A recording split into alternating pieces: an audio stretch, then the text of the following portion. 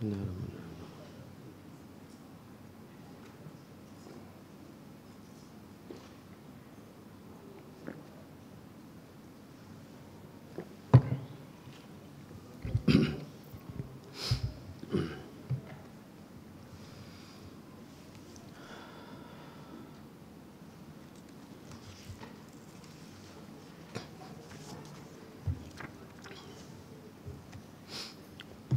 Bismillahirrahmanirrahim. Assalamualaikum warahmatullahi ta'ala wabarakatuh. Wabihi nasta'in ala umuri dinna wa din. Wa sallallahu ala sayyidina Muhammadi wa ala alihi wa sahbihi ajma'in. Amma ba'd. Qala Allah ta'ala ba'da a'udhu billahi minasyaitanir rajim. Bismillahirrahmanirrahim. Wa qada rabbuka alla ta'budu illa iyyahu wa bil walidayni ihsana. إما يبلغن عندك الكبر أحدهما أو كلاهما فلا تقل لهما أف ولا تنهرهما وقل لهما قولا كريما. وقال النبي صلى الله عليه وسلم كن في الدنيا كأنك غريب أو عابر سبيل. وقال النبي صلى الله عليه وسلم من كان يؤمن بالله واليوم الآخر فليقل خيرا أو ليصمت.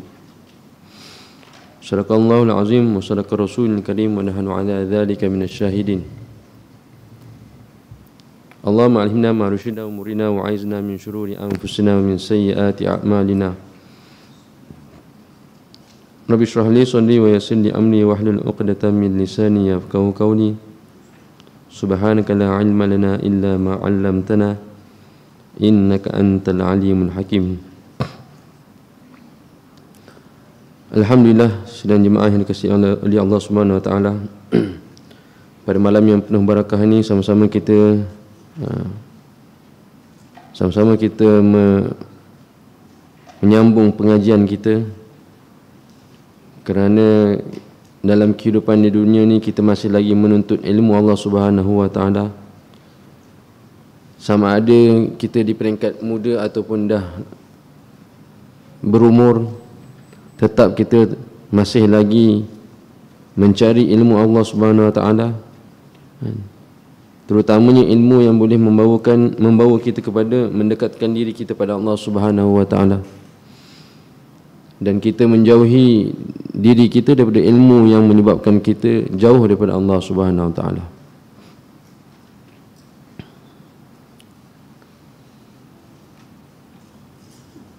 Hadis Nabi sallallahu alaihi wasallam mafhumnya, ilmu itu akan menyebabkan seseorang itu akan lebih dekat pada Allah. Apabila bermula seseorang yang berilmu dan dia jauh daripada Allah Subhanahu wa taala, sebenarnya ilmu tadi adalah bukan ilmu di sisi Allah Subhanahu wa taala. Apa-apa ilmu adalah sebenarnya kembali kepada Allah Subhanahu wa taala dan membawa kita mengenali siapakah pencipta kita. Tuan-tuan Allah SWT, pada malam ni kita sambung pengajian kita adab ketika berbicara.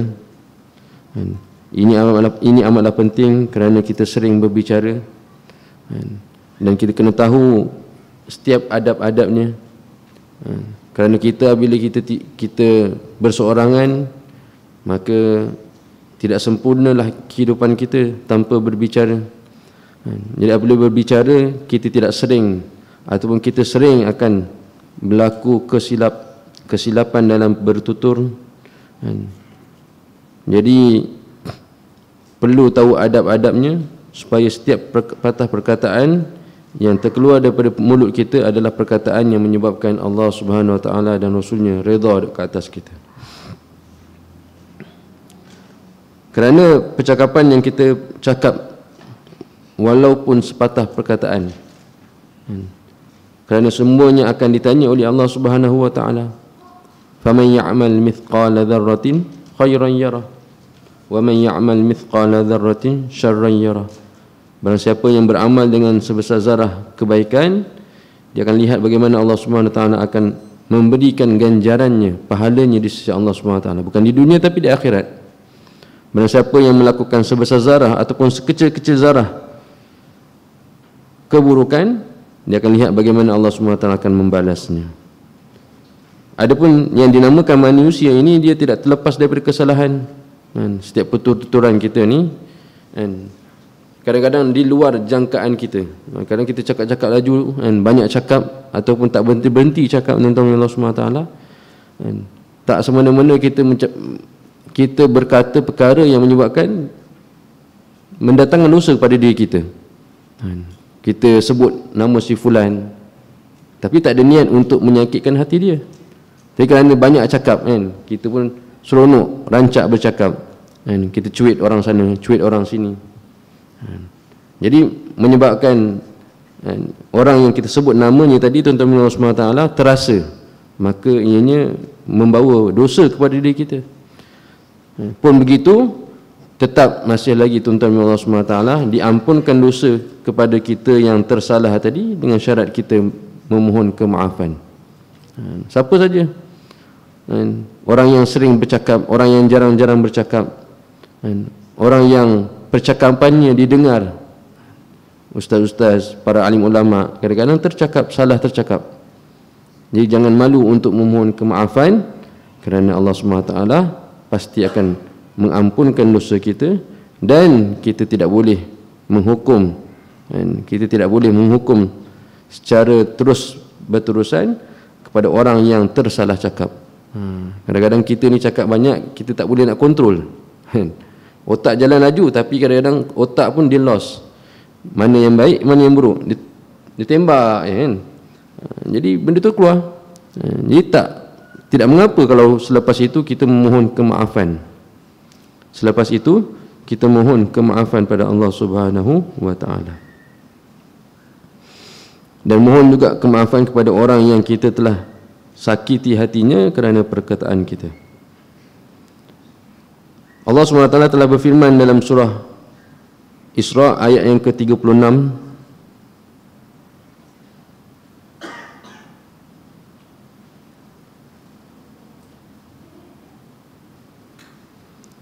wala taqfu ma laysa laka bihi 'ilm innas sam'a wal basara wal fuada kullu ulaika kana anhu mas'ula. Dan janganlah engkau mengikut apa yang engkau tidak mempunyai pengetahuan mengenainya. Kalau nak cakap, seboleh-bolehnya tahu tentang pengetahuan tentang perkara yang kita nak cakap tadi. Sesungguhnya pendengaran dan penglihatan serta hati, semua anggota-anggota itu tetap akan ditanya tentang apa yang dilakukannya. Tersalah cakap, tersalah lihat, tersalah dengar, tuan-tuan Allah Subhanahu Wa Taala, semua ni kelak di akhirat Allah Subhanahu Wa Taala akan tanya. Semuanya Allah Subhanahu Wa Taala akan tanya. Jadi perlu bertutur tu dengan pengetahuan yang sempurna. Tanpa mengetahui apa-apa kisah, apa-apa perkara, maka hindarkan dari bercakap, kerana ianya akan mendatangkan dosa di sisi Allah Subhanahu wa taala. Baik.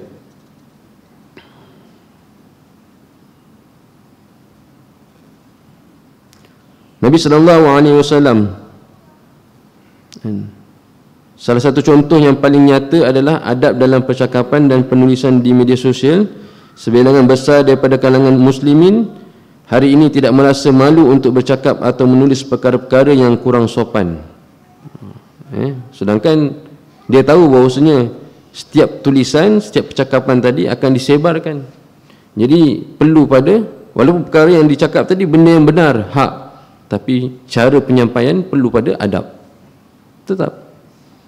Walaupun tuan-tuan Allah SWT nak berkata kepada orang si pemaksiat.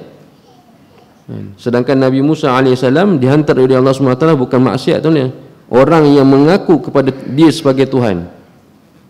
Ana rabbukumul a'la, aku Tuhan kepada Tuhan kamu yang paling tinggi. Fir'aun pun begitu, Allah SWT perintahkan supaya Nabi Musa AS mendakwakan Fir'aun dengan percakapan yang lembut. Siapa yang salah? Fir'aun, Musa yang salah ke ataupun Fir'aun yang salah? Jelas bahawasanya Fir'aun yang salah. Tetapi orang yang hak menyampaikan perkara yang hak kepada orang yang batil, kepada pihak yang batil, tetap dengan keadaan pertuturan yang beradab. Tak perlu tengking-tengking, tak perlu merendah-rendahkan dia, tetapi perkara yang disampaikan tu adalah cukup dengan cara yang betul, dengan adab yang betul. Ini kerana setiap penulisan dan percakapan mereka sering sahaja menyakitkan hati orang lain dan boleh dianggap sebagai perbuatan menjatuhkan maruah seseorang. Sebab itu kita kalau bercakap sering sebut nama orang, sering menjadikan orang sifulan-sifulan sebagai contoh. Ini satu perkara yang tidak baiklah. Terutamanya contoh yang baik, alhamdulillah. Kita takut kita menjadikan sifulan bin sifulan sebagai contoh untuk percakapan kita dengan contoh yang tidak baik. Adapun sifulan tu dia ada membuat suatu perkara yang tak baik, jadi kita jadikan beliau ni sebagai contoh dalam pertuturan kita. Itu tak baik. Itu tidak baik sama sekali tuan-tuan, perlu ditinggal. Orang mukmin, Rasulullah beritahu, orang mukmin yang paling utama sempurna keislamannya adalah orang muslim, lainnya selamat dari gangguan lisan dan tangannya. Walaupun ada di kalangan kita, kita sendiri tidak sempurna, ada melakukan kesalahan, tapi bermula orang menceritakan tentang keburukan kita, maka orang yang menceritakan tentang keburukan tadi adalah orang yang tidak sempurna Islamnya. Kerana orang Islam sering menceritakan tentang perkara-perkara yang baik. Adapun perkara-perkara yang buruk, dia tidak gemar menggembar-gemburkan. Walaupun perkara yang buruk tadi perkara yang nyata, perkara yang betul berlaku. Sebab itu tuan-tuan yang SWT, kadang-kadang apa yang situasi yang berlaku di dunia tuan-tuan, di kalangan para alim ulama tak gemar untuk ambil tahu. Tak gemar nak ambil tahu. Sebab kenapa? Ada banyak benda yang betul yang perlu dipercakapkan tentang kehidupan akhirat, tentang membesarkan Allah Subhanahu Wa Taala. Ini perlu dipercakapkan, kerana Allah Maha mengetahui apa yang berlaku di muka bumi Allah Subhanahu Wa Taala.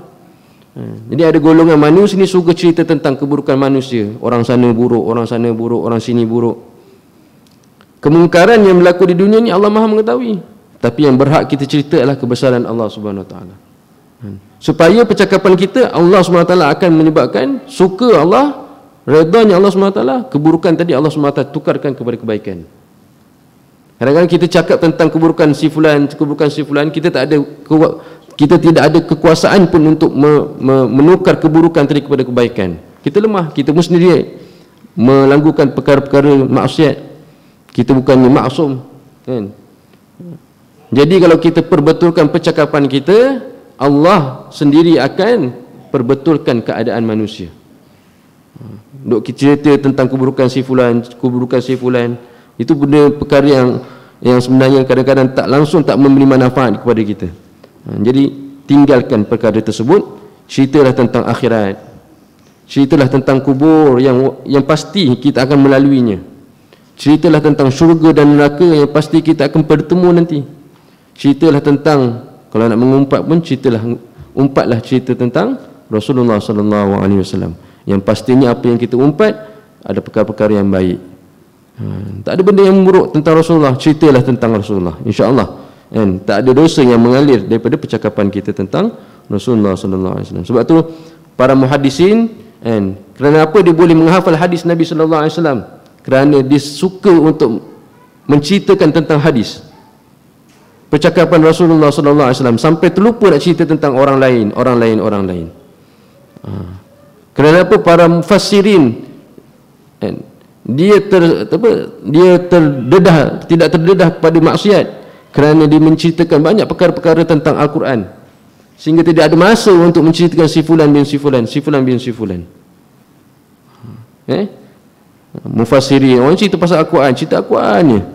Muhadithin sampai menghafal Al-Quran, tuan-tuan dia. Menghafal hadis Nabi sallallahu alaihi wasallam. Jadi percakapan ini percakapan yang perlu diperbanyakkan. Kadang-kadang apa-apa keadaan pun tuan-tuan mulia, perkara yang viral tu adalah satu maksiat yang diviralkan manusia, tuan-tuan mulia. Kalau boleh kita tinggalkan dia bercakap, kerana Allah Maha mengetahui perkara tersebut. Apa yang perlu kita kena buat? Banyak istighfar, banyak berdoa, dan perbetulkan percakapan. Jadi hari ini kita nak belajar tentang percakapan. Moga percakapan kita hari-hari untuk Allah SWT senantiasa mendatangkan kebaikan, mendatangkan manfaat, dan terjauh kita daripada dosa kepada Allah Subhanahu wa taala. Type yang pertama di antara adab-adab ketika berbicara. Qala musannif rahimahullahu taala wa nafa'ana bi ulumi fid darain amin.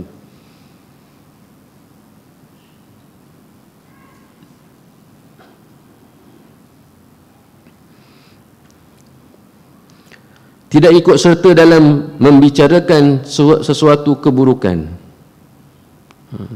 Berdasarkan firman Allah Subhanahu wa taala, "Wa idza ra'aital ladzina yakhuduna fi ayatina fa'rid 'anhum hatta yakhudu fi haditsin ghairihi wa imma yunsiyannaka asy-syaitan fala taq'ud ba'da dzikra ma'al qaumiz zalimin." Surah Al-An'am ayat yang ke-68. Dan apabila kamu melihat orang-orang yang memperolok-olokkan ayat-ayat kami, maka tinggalkanlah mereka sampai mereka membicarakan pembicaraan yang lain. Dan jika syaitan menjadikan kamu lupa akan larangan ini, maka janganlah kamu duduk bersama orang-orang yang zalim itu sesudah teringat. Mana tuan-tuan Allah SWT, jauhkan diri daripada orang yang banyak cerita tentang keburukan, perkara-perkara yang negatif, maksiat. Bukan maksiat sendiri, maksiat orang. Tinggalkan, tak perlu. Kita pun kadang-kadang ada orang tu dia tak suka perkara tersebut, dan suka mencari perkara-perkara yang baik, suka mencari halaqah-halaqah, majlis-majlis ilmu agama yang menceritakan tentang Al-Quran dan hadis, ceritakan tentang azab di dalam kubur, menceritakan tentang nikmat-nikmat Allah SWT di dalam syurga, azab di dalam neraka. Itu lebih baik. Kenapa? Benda yang dah berlaku di dunia ni tuan-tuan, Allah Maha mengetahui, tapi kita tak tahu lagi nasib kita di akhirat nanti. Dan yang perkara tersebut perlu diusaha. Perkara tersebut perlu diusahakan. Saya perlu usaha, tuan-tuan perlu usaha. Jadi tinggalkankah halaqah-halaqah ataupun perbualan-perbualan yang mencerita tentang keburukan, bahkan jauhi kumpulan tersebut. Allah SWT beritahu, bahkan datanglah kepada perbicaraan, percakapan yang baik-baik. Terutamanya contohnya lah tuan-tuan mulia, majlis-majlis ilmu Allah SWT di dalam masjid dan surau ni tuan-tuan mulia.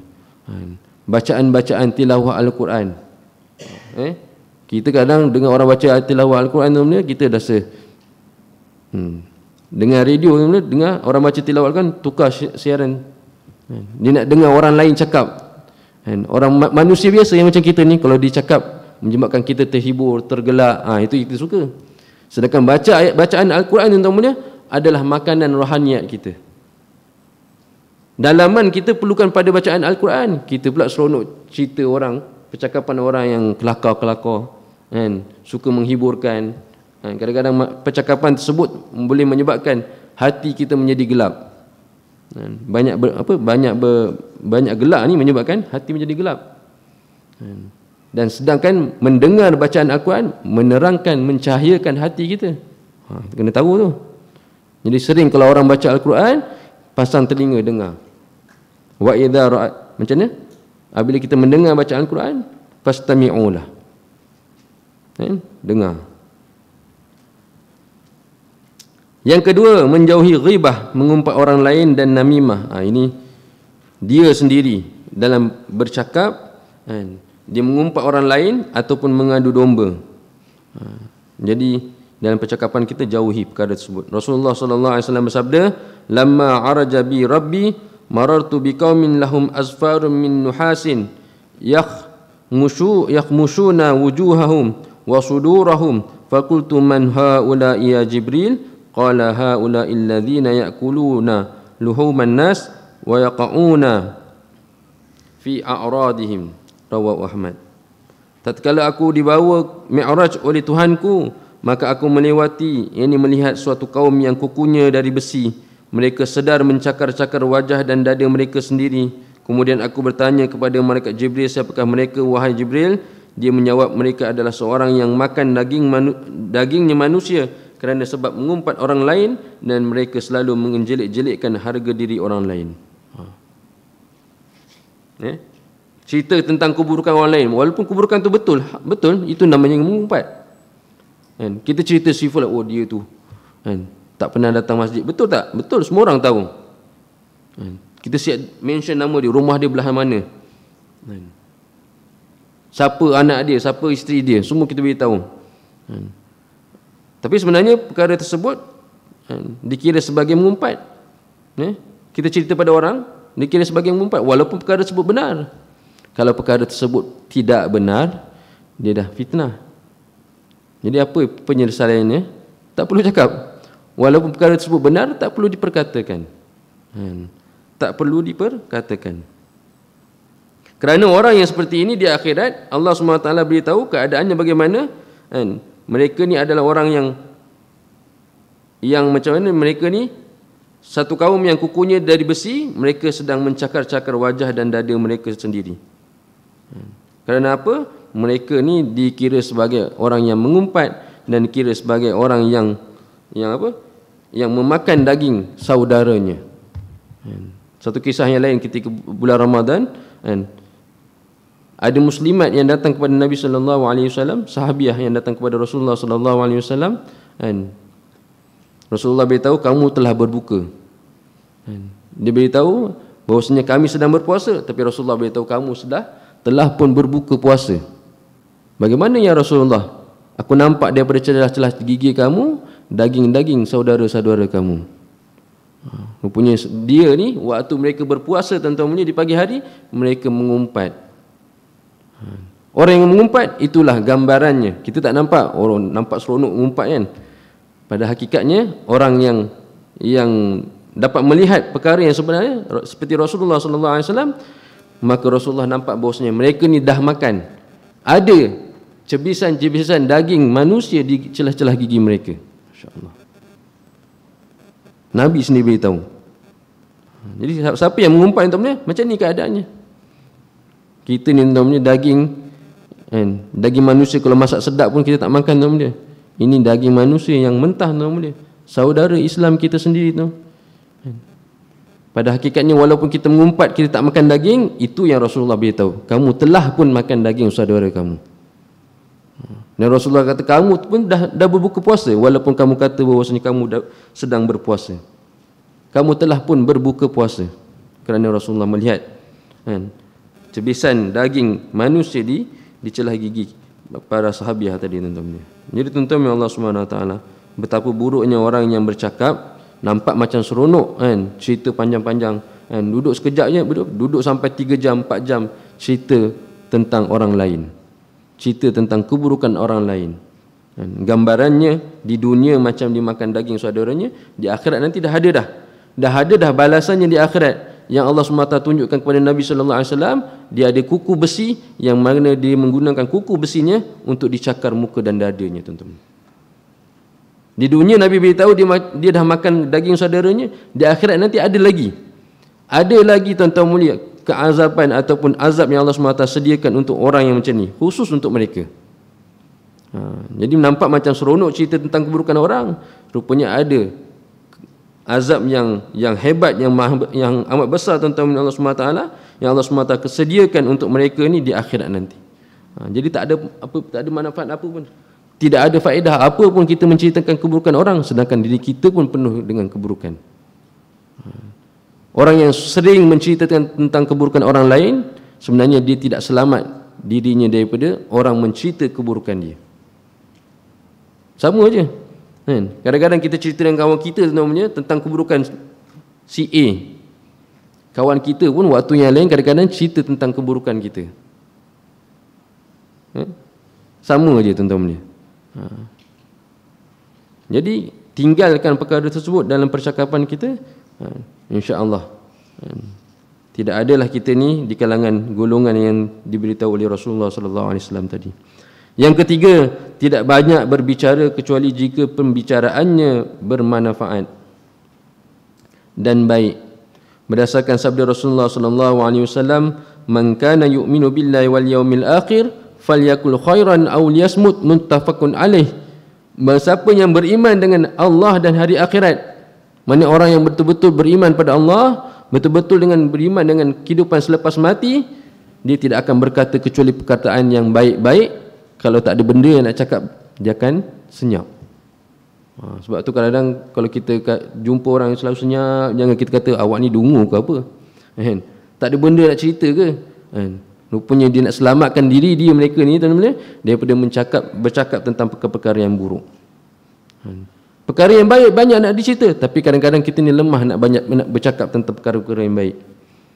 Untuk mencerita tentang keburukan, duduk 3 jam, 4 jam pun boleh, insya-Allah. Kat mana? Tempat yang tak selesa pun boleh tuan-tuan, bawah pokok pun boleh. Asalkan cerita tentang keburukan manusia, keburukan orang lain. Tapi orang yang beriman tuan-tuan Allah SWT, kalau dia cakap perkara yang baik. Dia kalau dia cakap perkara yang baik, kalau dia tak mampu nak cerita dah penat dah cerita tentang perkara-perkara yang baik, untuk menyelamat diri mereka daripada menceritakan tentang perkara-perkara yang buruk, senyap. Bukan ada pilihan untuk menceritakan tentang keburukan, tidak ada. Bahkan dia mengambil jalan untuk senyap, kerana senyap akan terpelihara daripada menceritakan tentang keburukan. Barang siapa yang beriman kepada Allah dan hari kiamat, ini orang yang beriman, orang mukmin yang sejati, yang mana mereka ni keadaan macam mana bila bercakap, dia bercakap hanya perkara yang baik, ataupun bukannya kalau cerita baik kemudian ataupun keburukan, tak, kebaikan ataupun senyap. Dua je keadaan dia. Menceritakan kebaikan, kalau kita tak dengar dia cakap tentang kebaikan, dia akan senyap, dia akan diam, dia akan bertafakur. Ni orang mukmin sejati di sisi Allah Subhanahu wa taala. Jadi itu sebab itulah teman-teman Allah Subhanahu wa taala, kadang-kadang orang yang kita sering boleh terima perbicaraannya ni adalah orang yang begini. Ada jenis-jenis, ada sebahagian besar ulama-ulama, tuan guru tuan-tuan, kadang-kadang kita jarang berjumpa dengannya.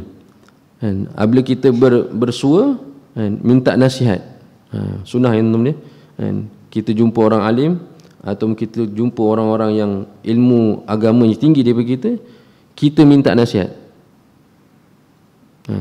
Kita minta nasihat. Jangan, orang sekarang ni banyak tanya soalan, boleh juga, nak tanya soalan agama, tanya ustaz-ustaz, memang pun, tapi jarang tanya minta nasihat. Kerana nasihat pun perlu, kerana ad-din kulluhu nasihat, agama itu semuanya adalah nasihat. Jadi kalau kita jumpa mereka, di samping kita bertanya tentang hukum, soalan-soalan hukum hakam, perlu juga kita menanya tentang nasihat-nasihat yang perlu. Mungkin dia akan tanya, kamu ni dah kahwin ke belum, umur berapa, duduk dengan siapa. Dia, ustaz-ustaz ni suka bagi nasihat. Jadi kadang-kadang kita dengan seorang ulama, tuan-tuan SWT, kita tak pernah bersua. Tetapi apabila dia memberi satu nasihat, nasihat tersebut akan betul-betul tertanam dalam hati kita. Betul-betul kita boleh pegang dan simpan dalam hayat kita, tuan-tuan SWT. Kerana apa, tuan-tuan? Kerana orang begini memelihara lidah mereka daripada menceritakan tentang keburukan. Setiap perkataan dia menjadi nasihat. Seperti Rasulullah SAW memelihara percakapan daripada percakapan yang buruk. Apabila dia bercakap sepatah dua perkataan, cukup menyebabkan orang yang kufur menjadi beriman pada Allah Subhanahu wa taala. Orang yang baik ni, tuan-tuan, kita dengar percakapan dia, tuan-tuan, terus kita akan mudah melinangkan air mata, mudah tersentuh di dalam hati kita. Bukan pernah jumpa pun, first time jumpa, pertama kali jumpa, dengar percakapannya, beri perhatian, tak lama, mungkin kadang 5 minit, terus menyebabkan hati kita akan berubah. Sebab itu, tuan-tuan Allah SWT, kadang-kadang kita ni menasihati anak kita. Kita menasihati anak kita yang kecil, yang besar, kadang-kadang ada yang terima, ada yang tak terima. Kerana apa, tuan-tuan mulia? Kerana kadang-kadang percakapan kita ni kita gunakan untuk memaksiati Allah SWT. Waktu kita menasihati anak kita, kadang-kadang dia tak ngam, dia tak jadi, dia tak sampai. Dia tak sampai. Tapi perlu juga, perlu sampai, perlu menasihati, terus menasihati. Tapi untuk nasihat yang betul-betul mendalam, maka perlu menjaga percakapan, pertuturan. Jangan sekali-kali cakap perkara-perkara yang buruk, mengumpat dan mengandung domba, tuan-tuan mulia. Yang keempat, berbicara dengan jujur Berdasarkan sabda Rasulullah sallallahu alaihi wasallam, inna sirqa yahdi ilal birr wa innal birra yahdi ilal jannah wa innar rajula la yasduqu hatta yuqtaba siddiqan wa innal kadhiba yahdi ilal fujur wa innal fujura yahdi ilan nar wa innar rajula la yakdhibu hatta yuktaba kadzaban. Muttafaqun alaih. Sesungguhnya kejujuran membawa seseorang kepada amal kebaikan yang ikhlas. Jujur, kalau cakap tu cakap yang betul je. Seorang yang sering bercakap yang betul membawa seseorang itu kepada amal kebaikan, dan amal kebaikan tersebut membawa seseorang menuju ke syurga. Dan sesungguhnya terdapat seorang lelaki yang selalu jujur sampai dirinya ditulis sebagai orang yang selalu bersikap jujur, dan sesungguhnya kebohongan membawa seorang kepada kemaksiatan, dan kemaksiatan membawa seseorang menuju ke neraka, dan sesungguhnya terdapat seorang lelaki yang selalu berbohong sampai dirinya ditulis sebagai pembohong. Contoh pertama, orang yang jujur ialah Rasulullah, tak pernah menipu, sehingga dia dipanggil sebagai Al-Amin. Terus dapat laqab ataupun dapat gelaran Al-Amin kerana Rasulullah apabila dilahir sehingga umurnya 40 tahun tidak pernah berkata perkara-perkara yang bohong. Semuanya jujur, betul belaka. Sehingga orang yang penyembah-penyembah berhala di keliling Kaabah mengatakan bahawasanya Rasulullah adalah orang yang jujur. Kalau diberi amanah, insya-Allah dia boleh sempurnakan amanah tersebut, iaitu Muhammad. Tetapi orang yang sama Rasulullah ni orang yang sama, setelah umurnya 40 tahun dia mendakwahkan kepada Allah SWT. Orang yang sama mengatakan bahawasanya dia ni adalah kadzab, penipu, pendusta. Orang cepat nak menghukum seseorang. Kita cakap sekali tentang kebaikan secara jujur tentang Allah SWT, terus dia kata orang tu baik, orang tu boleh dipercayai. Bermula kita cakap sesuatu perkara yang dia tak boleh terima ataupun kita menipu dia tentang Allah SWT, terus dia akan menghukum kita sebagai kadzab ataupun sebagai penipu. Jadi kita jadilah orang yang pertama, sering cerita tentang kebaikan-kebaikan, ataupun kalau cakap tu jujur je, tak pernah menipu. Jujur je, tak pernah menipu tuan-tuan mulia. Maka sehingga orang sekeliling kita mengatakan bahawasanya dia adalah orang yang benar, orang yang tak pernah menipu, orang yang jujur. Pilih yang itu, jangan pilih yang satu lagi. Tapi Rasulullah SAW dipanggil kadzab kerana menceritakan tentang perkara yang hak. Itu lain tuan-tuan mulia. Yang dimaksudkan menipu ni memang kalau cakap sepatutnya A, dia cakap B. Sepatutnya kanan, dia cakap kiri. Itu tipu betul. Tapi Rasulullah bukan yang dikatakan kadzab tu, bukannya menipu, tapi Rasulullah SAW tidak diterima oleh pengikut-pengikutnya, kaumnya, sebab itu dikatakan sebagai kadzab. Jadi tuan-tuan Allah SWT, yang kelima, mendahulukan orang lebih tua dalam berbicara. Orang yang lebih tua dalam berbicara. Kalau kita duduk dalam satu majlis yang mana dalam majlis tersebut ada orang tua bersama kita, bukan orang tua lah, orang lama, orang yang lebih berumur daripada kita, beri laluan kepada beliau untuk berbicara, kemudian akhir sekali baru kita. Itu beradabnya kita. Walaupun kita nak sampaikan perkara yang lebih penting, tetapi beri ruang dan peluang kepada orang yang lama ni untuk berbicara, itu lebih beradab. Berdasarkan sabda Rasulullah SAW kepada sahabatnya yang ingin memulai berbicara terlebih dahulu, akan tetapi di sampingnya terdapat rakannya yang lebih tua darinya, maka Rasulullah SAW berkata kepadanya, kabbir ay yuridu sinna, rawahu Bukhari. Artinya dahulukan yang lebih besar. Yang dimaksudkan oleh beliau adalah dahulukan yang lebih tua. Kalau cakap ni seorang orang tua, seorang orang muda, yang orang muda dengar dulu apa yang nak dikatakan oleh orang tua. Lepas tu barulah kita boleh cakap. Tapi biasanya kadang-kadang orang tua ni kalau jenis yang suka bercakap, dia cakap, tak apa, bagilah peluang. Sehingga yang muda ni peluang untuk cakap memang tak ada. Maknanya senang kata, kalau orang tua kita cakap, pasang telinga dengar. Tak perlu nak cakap dah. Bagi peluang dia cakap sampai ke akhirnya, tuan-tuan mulia. Nak mencelah pun kadang tak boleh, tuan-tuan mulia. Itu adabnya tuan-tuan Allah SWT. Yang keenam, tidak banyak menanyakan urusan orang lain tanpa terdapatnya sebab yang dibenarkan oleh syariat, sehingga hal tersebut akan menyusahkannya. Firman Allah SWT, ya ayyuhalladzina amanu la tas'alu an asya'a in tubdalakum tasukum. Wahai orang-orang yang beriman, janganlah kamu sekalian menanyakan kepada nabimu tentang sesuatu yang jika diterangkan kepadamu maka akan menyusahkan kamu. Jangan tanya benda-benda yang tak sepatutnya, tanya benda yang sepatutnya saja. Ini cerita Nabi Bani Israel, kan? Kaumnya banyak bertanya menyebabkan menyusahkan mereka sendiri, tuan-tuan. Yang ketujuh, berbicara dengan baik dan lembut, cakap lembut. Ada orang, tuan-tuan mulia, sebab tu kadang-kadang kalau kita tanya pasangan-pasangan kita, Pakcik, macam mana makcik rasa tentang pakcik ni? Oh, pakcik saya, pakcik awak ni tak pernah cakap kasar, kan? Cakap lembut dia. Sekali kita sembang dengan pakcik tu, memang suara dia memang lembut, kan? Memang tak ada halus saja suara dia. Macam mana dia nak cakap nak menengking-nengking, suaranya memang halus, kan? Cakap lembut. Rasulullah SAW suaranya bukan suara yang halus, tetapi Rasulullah bertutur dengan suara yang lembut. Rasulullah suaranya bukan suara yang orang kata suara kecil tu, bukan. Itu bukan suara Rasulullah SAW. Tetapi Rasulullah kalau bertutur lembut, dia lembut, bukan suara kecil. Suaranya jelas, suara Rasulullah jelas, kalau jauh pun boleh dengar.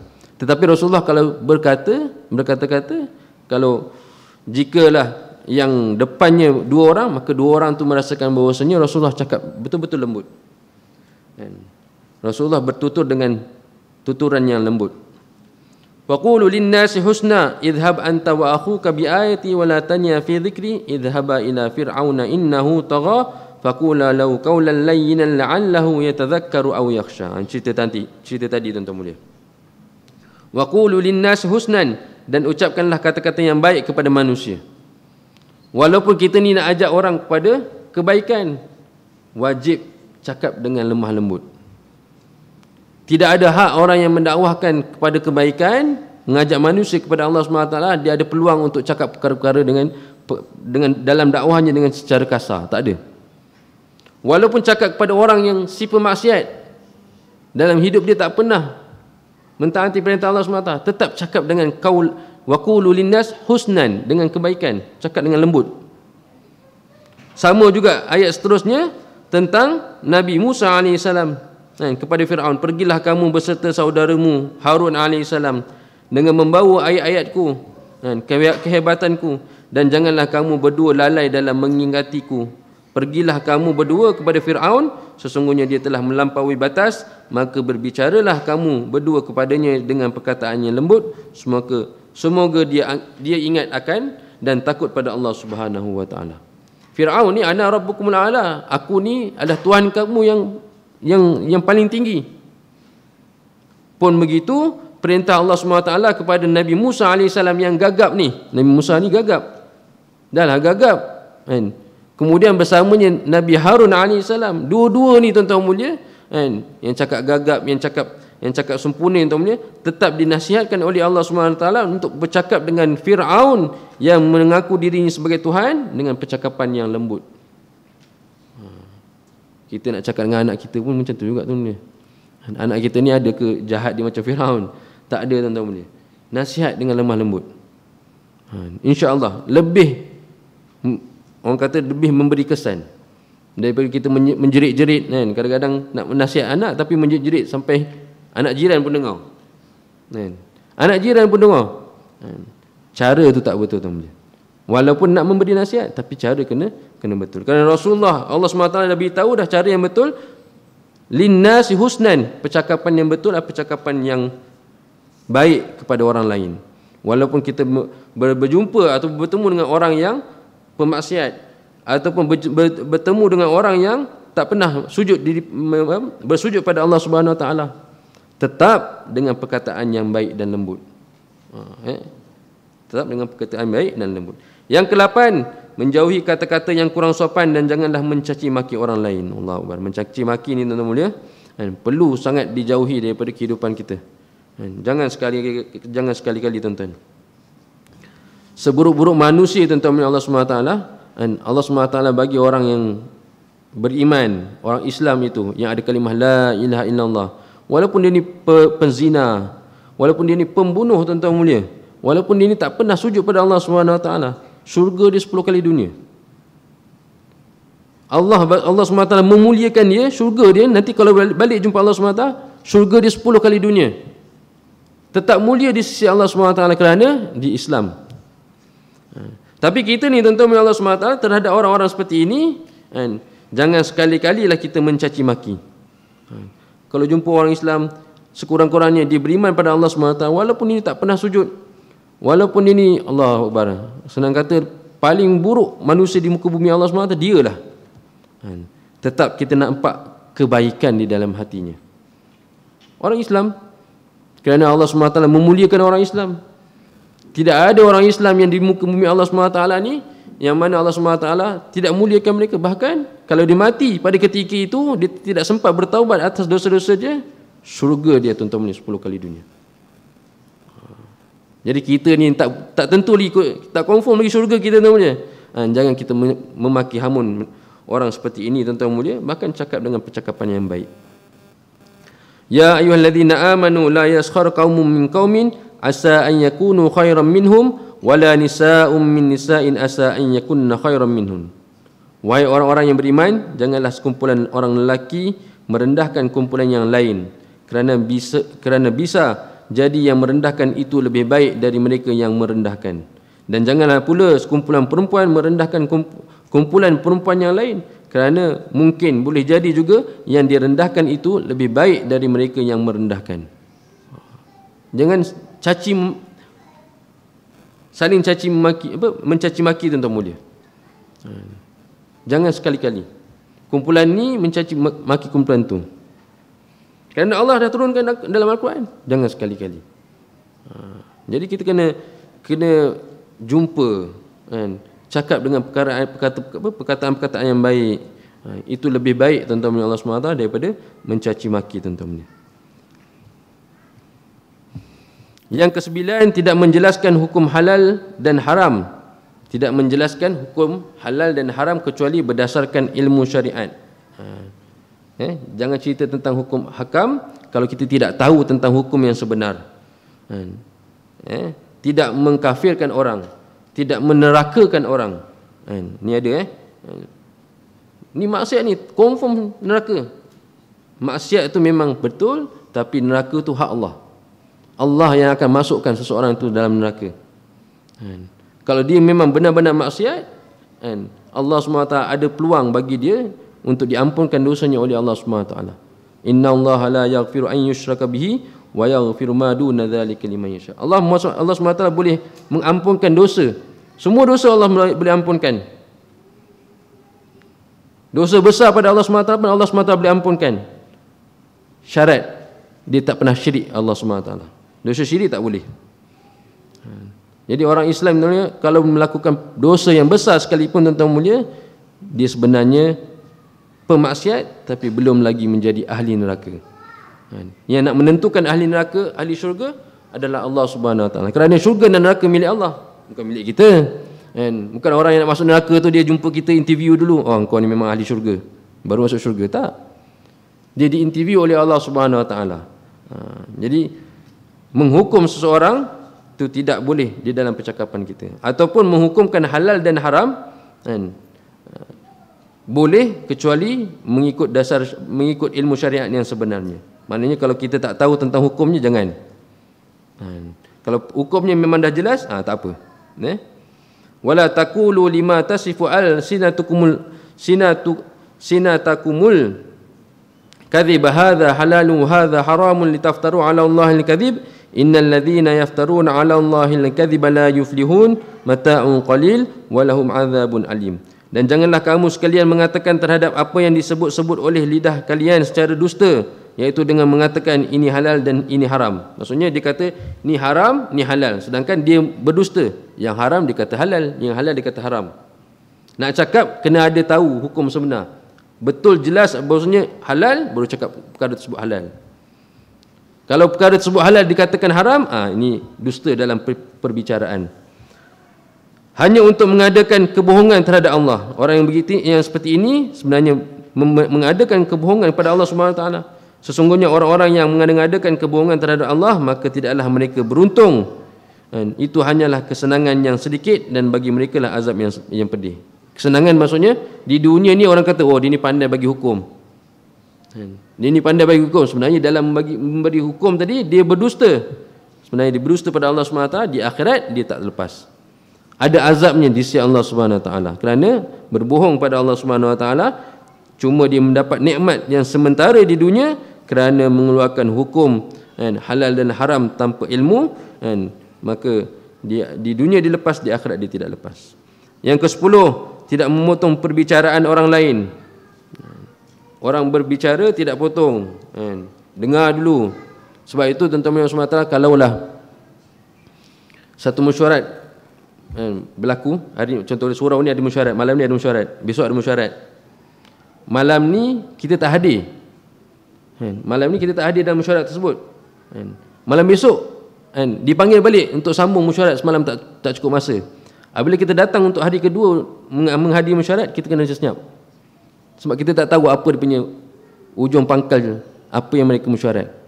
Diam dulu. Diam sampai ujung baru boleh bagi apa? Bagi pendapat. Sebab apa? Kita lambat dah. Kita lambat.